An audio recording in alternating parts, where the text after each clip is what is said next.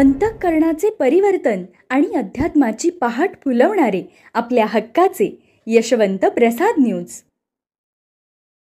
यशवंत हो, जयवंत हो, यशवंत हो, जयवंत हो, यशवंत हो, जयवंत हो.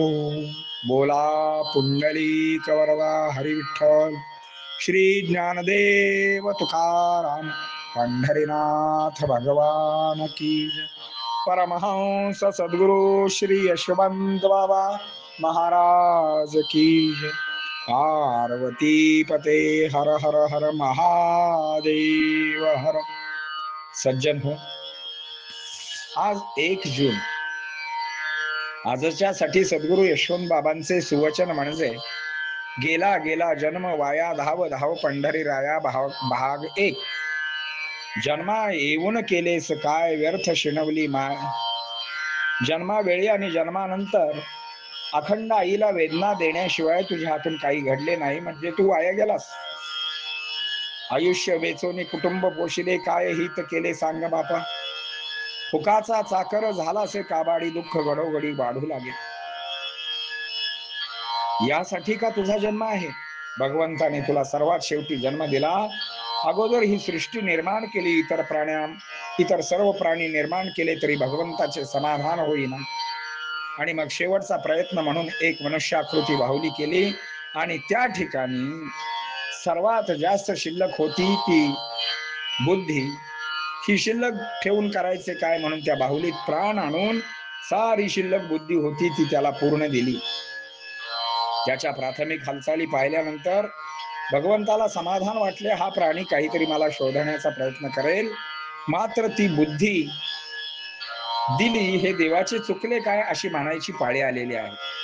कारण नाथ महाराज म्हणतात, पाहून या मनुष्यपणा जोन साधी ब्रह्मज्ञाना, तो दाढीचा मेंढा जाना विषया चरणा विचारतो.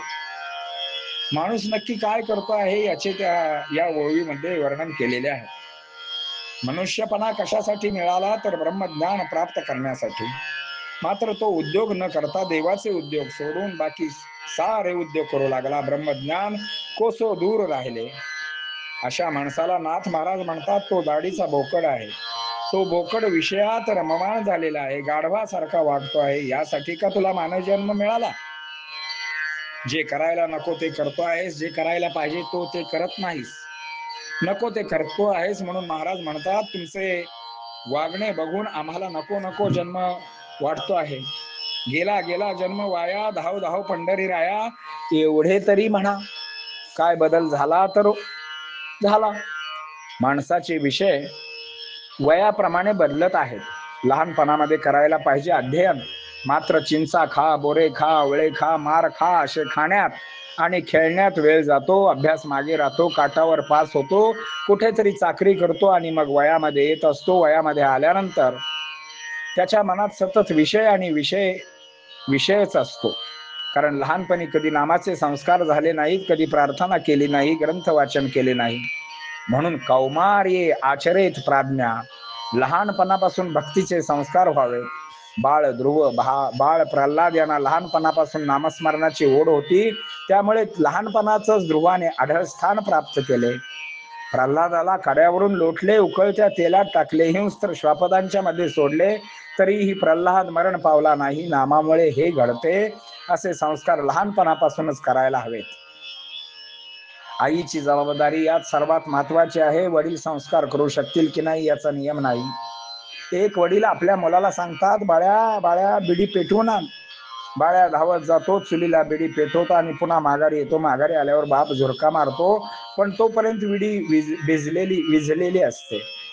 मग बाप पुन्हा ओरडतो, मूर्खाच्या लेका, तुला साधी बिडी पेटवायला येत नाही होय, नीट पेटवून आण.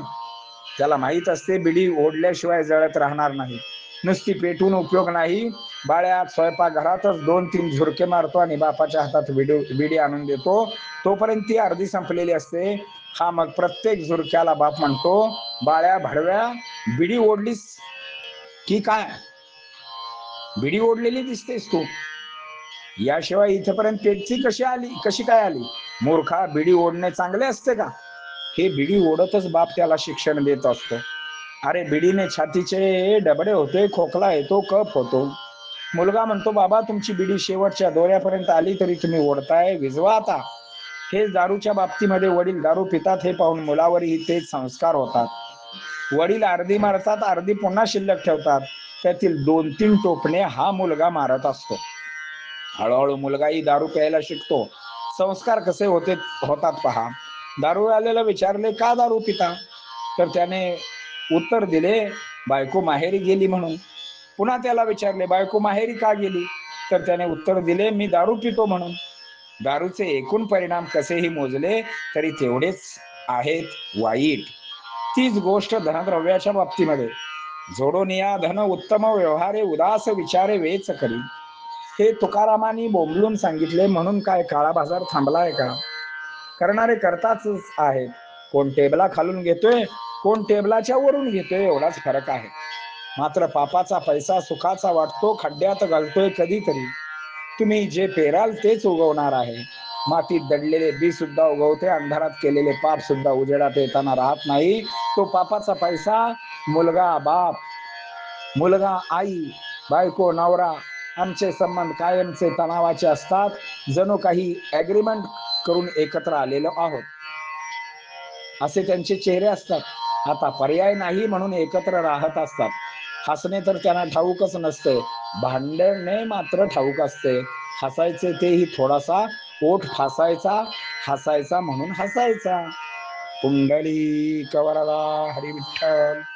श्री ज्ञानदेव तुकाराम पंढरीनाथ भगवान की जय. परमहंस सद्गुरु श्री यशवंत बाबा महाराज की जय. पार्वती पते हर हर हर महादेव हर.